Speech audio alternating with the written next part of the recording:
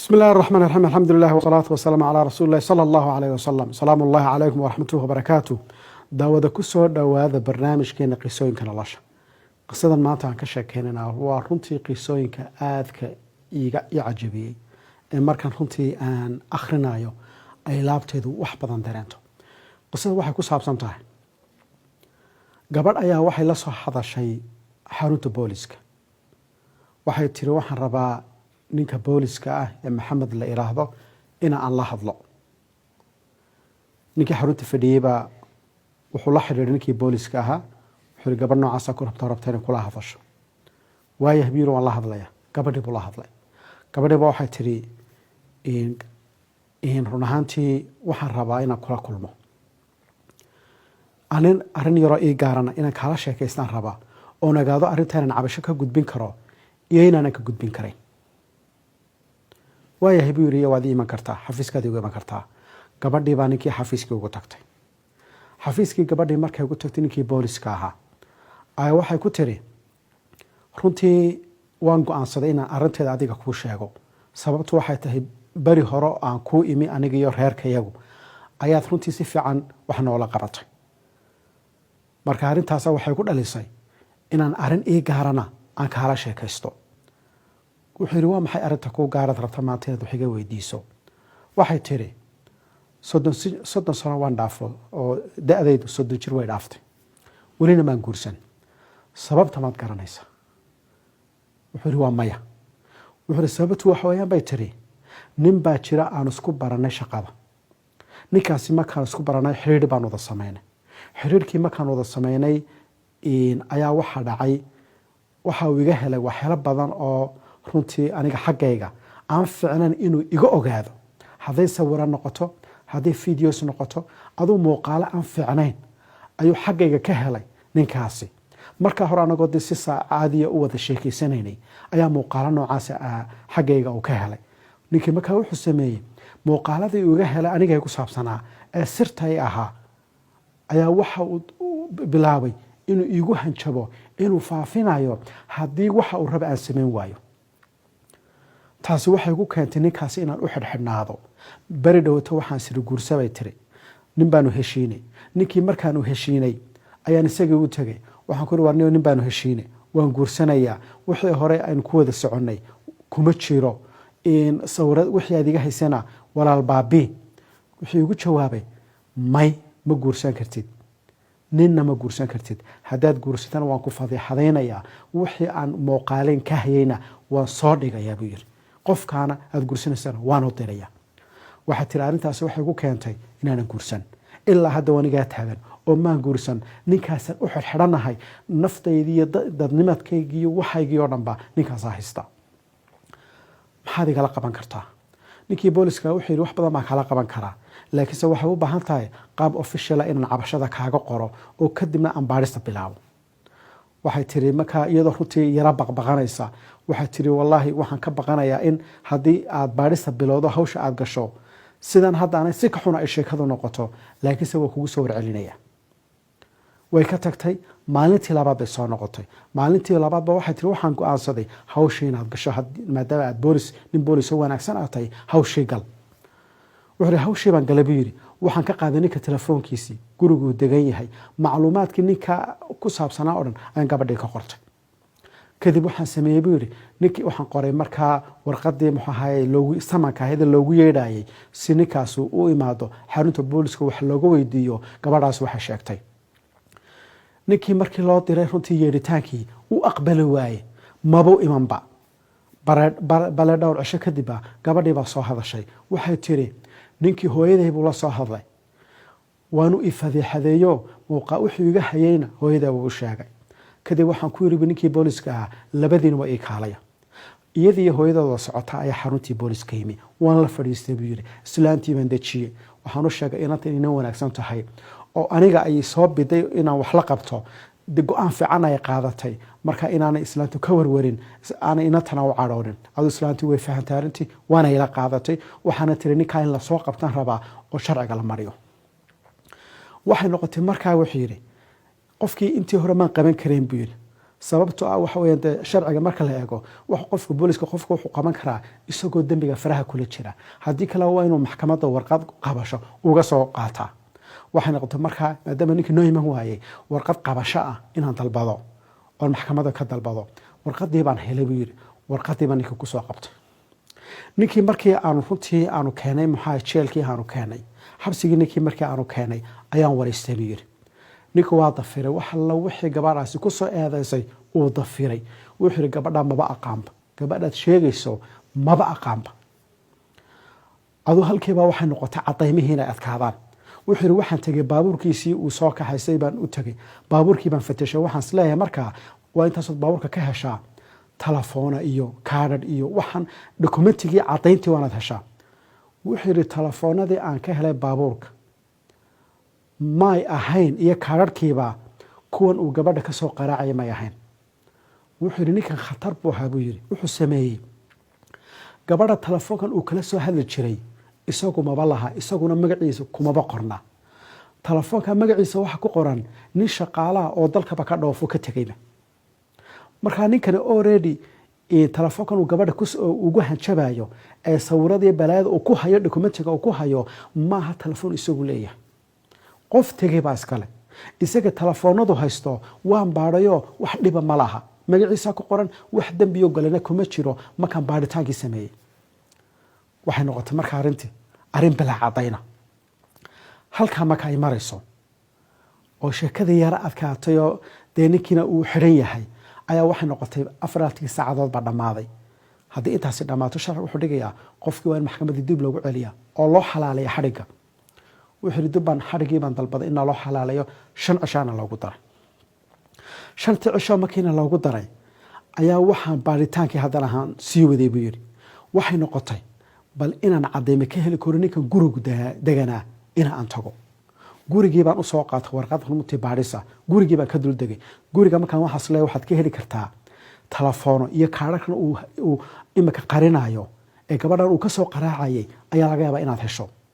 ilaa ninka waa nin khataroo waxaan aada uga sii taxadiriya waxba ma yaalaanba wax kasta uu qariye moobil ma yaalo laabtob sawiro ku jiraan ma yaalo wax yaala male halkan aan ku hungoobay buu yiri arrintu halkaa markay marayso waqtigana uu dhayo 5 cisho kaliya maxkamaddu ii soo ogolaatay inaan ninkan aan sii hayn karo haddaan 5 cisho ka dhamaadaan way la sii daayaa arrinta halkaa markay marayso gururkaasi hayo ayaa waxaan go'aansaday buu yiri ninkan muxuu ahaayay kiiska ku jira iyo gabadha laftigeedii inaan isu keeno oo iswaajahaan waana qaab ka mid ah muxuu ahaay qaababka loo sameeyo baadhitaanada gabadhii baan u yeedhay waxaan ku yiri ninkan aad runtii eedda ka sheeganayso kow waa la soo bandhigayaa bandhigaasaad ku cadaynaysa horta inuu isaga yahay marka ninkii baa la keenay rag fara badan oo kalena waa la keenay meeshii oo isaga u eeg iyadii baa markaa ka soo dhex saar gabadhii waxay socotaba ninkii way soo qabatay markay saa u soo saartay ay tiri ninku waa ninkan ninkii markii la soo saaray ayaa waxay noqotay inaan step labaad u gudbo labadooda inaan iswaajahaan oo ay sheekada isku waajahaan idana waa qaab kale wax loo baadho qofka dembiga galay iyo qofka eedaynaya ayaa markaa labadooda kaliya la isu keeno ayaa la wada hadla labadoodii baan soo keenay buu yiri boolisku markaa way dhegeysanayaan waxay rabaan inay ogaadaan bal midka wax ka yarar si noqdaanay khalkhal hadalkiisu gale wax lagu cadeeyo ama wax lagu qabto inay eegaan ninkii gabadhii baan soo keenay gabadhii baa ninkii arrinta ku qarxisay isna uu hadlay ninku waa nin kibriyaaniya wuxuu soo istaagay naanu kuma baaqaanbo xagaad igu baratay weligay kumaan arag naamaano adigoo kale aanu la sheekaysan karaaba isla welida ninkaa ku jirta iyo siduu yahay adaa tacajubaya arrintii markay dhammaatay gabadhii ay soo baxday iyadoo aadan liya jabsan ayaa kura dhimbala insha allah waynu heli doonaa xaqiiqada dhabtaa waynu heli doonaa adu waxay noqotay halkaa hawsha markaa marayso ee maalintii 4aad la galay maalinta 5aad waa maalinta iigu dambaysan ninkaasi waa la sii deynaya maalinta 4aad baan maraya waan warursanahay buu yiri anoo boorisa sababtoo gabadhan ninkan waan garanayaa buu yiri wejigiisa markaan soo eego inuu dambiile yahay inuu khaa'in yahay way ii muuqataa buu yiri laakiinse waa inaan helaa cadayn la taaban karo oo maxkamadda ku horkeeyo sababtoo qaanuunka wuxuu dhigayaa hadduu kiisku criminal yahay waa in la cadeeyaa beyond reasonable doubt bay yiraahdaan waa in la cadeeyaa shaki la'aan 95% kiisku waa inuu cadaada haddii kale maxkamadda ma horgeyn kartid caddayntii baan raadinayaa buu yidhi maalinta afraad anoo ku jira buu yidhi oo aada u niyo jabsan buu yidhi ayaa waxaa meesha yimiba nin inan wata ninkiiba markuu saa usoo galayba waxau yidhi niyow inantanaan wadaa buu yidhi ninka halkan ku xidhan ee fahmi la iraahdo ayaa inantaydan ku sameeyey hadidaad isagoo ugu hadidaya muuqaalo uu ku hayo inuu ku fadeexadaynayo intaa ninkaasi markuu sheegay waan farxay buu yidhi sababtoo waxaana siri caddaymabad gabadhan ka helisa iyada gabadhan cusube iyaduna dembiga uu ka galay ninkani caddaymaybay wadataaba gabadhii baan eegay telefoonkii ka wada xidhiiri jireen ilaa telefoonkuba isna waa telefoon kale waa nambar kale oo isna runtii oo qof kale leeyahay oo kiis magaciisa baan ku qornay wuxuu yidhi sidiiba broseski dib aanu mari oo telefoonkii baan raadiyey baabuurkiisiibaan dib uga baadhay gurigiibaa laga baadhay wala waaya isla maalinta afraad buu yidhi haddana gabar kalaa meesha timi booliska oo ninka ku dacweynaysaa inuu iyadana uu muuqaalo ka qaatay uu ku fadeexadaynayo arintu halkaa markay marayso ayaa iyadana aan ku farxa markay timi waxaas lahaa waxay kuu faa'iideynaysaa baadhista wax lagaba caddaymay inay kuu keento waan baadhayoo ilaa iyadana telefoono kale ayaabuu isticmaalaya hawshu markaa marayso oo saddexdoodaba caddayn la-aan aanu hayo ayaa maalintii shanaad la gaadhay oo maalintii ugu dambeysay maalintii shanaad markay duhurkii marayso ayaa meesha waxaa igu yimi inantii muxuu ahaay ugu horeysay ee ninku dembiga uu ka galay iyo hooyadeeda wada socda waan la fadhiistay waxay igu yidhahdeen wax fiican baad noo qabatay waa dadaashay intaad qaban kartay waad qabatay laakiinse haddii dee caddayman la waaye adigoo ku mahadnaqayna islaantiiba waxay tiri ilaahayow waxaan ku weydiistay ninka qalbigiisa gob siduu inantayda qalbigeeda u gubay kana dhig mid tamaniya inuu dhinto dhimashadana u diid habaarkaasi gabadh ninkaa ku tiri ninkii inanteeda dhibay habaarkaasi ku tiri ninka booliska wuxuu yidhi intaa markay leedahay aad baan u gubanayaa buu yidhi aduu waan iska soo baxay buu yidhi casarkii baa la gaadhay waktigii la sii daynayay ninka sababto waa in la sii daaya waktigii lahayn kari lahaa ee sharcigu ogolaa wuu gaadhay waxaan usoo qaaday buu yidhi alaabtiisii uu meesha markuu xabsiga la geliyay laga qaaday ayaan usoo qaaday alaabtii markaan usoo qaaday buu yidhi ayaa waxaa dhacday buu yidhi warqad baan ugu dul qoray meesha warqad yar baan u geliyey warqaddii intaan u geliyey anuu aan qoray oo hadal yar aan ku qoray ayaan u dhiibay alaabtiisii markuu qaatay ee uu sii baxayo warqadiibuu saa eegay uu akhriyey intuu saa iisoo eegay buu yidhi yara si kibraaniya ayuu warqaddii saa iskugu duuduubay ayuu iska tuuray buu yidhi wuu iska tegay buu yidhi kiiskii bartii baa lagu xidhay buu yidhi muddo kadib dhowr sano kadib buu yidhi ayaa telefoon la isoo diray yaa telefoon isoo diraya xaruntii booliska markaan waan ka wareegay oo meel kalean u wareegay buu yidhi markii telefoonkii la isoo diray baan qabtay waxaa lagu yidhi hebelow in xaruntii booliska joogi jirtay waxaa kuu taala kartoon sanduuq baa ku yaala ee soo doono waaya baan yidhi waan tegay buu yidhi sanduuqii kartoonkii buuxay baan soo qaaday waa kartoon alabi ku jirto waan furay maxaa ku jira waxaa ku jira magaca ku qoran baan eeg ilaa magacu waan markiiba xasuustayoo waa ninkii dembiga hablaha ka geli jiray ee fadeexadayn jiray ayaa magaciisa ku qoraya waan eegayo waxaa ku jira kartoonka laabtobyo moobilo kaadhadh waxaaso dhan ba ka buuxa wax allo waxaa caddayna ee aan u baahna inaan ninkaa maxkamad ku keeno ayaa kartoonka ku jira waan yaabay buu yidhi war ninkii maxaa soo kii dembiga dafiri jiray soo kan caddaymihii soo diray intaa markaan iri baa ninkii booliska ila jooga xaruntaan ku yidhi warniyo ninkaa kiiskiisa dib u baadha faylkiisii soo saara kiiskii haddaynu ku qaadina caddaymihii baa la helay nin boolisa markiiba ordayoo bilaaba inuu faylkiisii baadho anigoo kartoonkii hayay buu yidhi ayaan kartoonkii eegay kartoonkii markaan eegay warqad baaban arkayba warqaddii baan furay waxaa ku qoranba ninkii fatxi la oran jiray kiisaska badan hablaha ka galaaba ku qoran muxuu leeyahay waxaan kuu sheegayaa maxamedow waxaan kuu sheegayaa maanta manaan dhiman mana nooli waxaa igu dhacay xanuun ugu xumaa adduunkaa igu dhacay xanuun barar oo jidhkayga galay ayaa igu dhacay mana nooli manaan dhiman waxaan kaa dalbanayaa dhammaan dadkan dembiga ka galay waa kan aan kuu soo qoray caddaymahoodii keliya maaha 3 hablood hablo badan oo uu ka galayna uu soo qoray wuxuu waxaan kaa dalbanayaa dadka aan dembiga ka galay inaad reerahooda u tagto inaad iyaga u tagto ood ii weydiiso inay cafiyaan hadalkiisa maxaa ugu dambeeya hadalkiisa qoraal yar hadal baa ugu dambeeya. hadalku ku soo khatimay hadalkiisa muxuu yahaynaa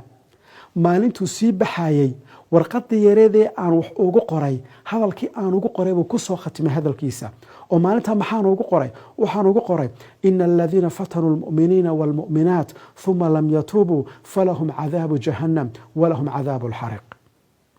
intaasuu ku soo khatimay isaguna hadalkiisii waa warqadii maalinta uu jeexjeexay ayuu ku soo xidhay hadalkiisii.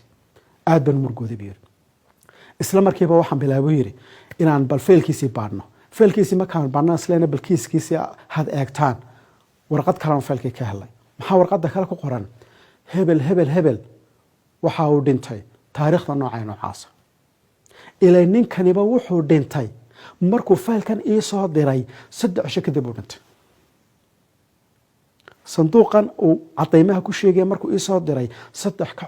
cisho kadib ayuu ninkan dhintay. sidii bay kiiska aan ku xidhnay arintana ku dhammaatay. dawada qisadan waxay ku soo dhammaanaysaa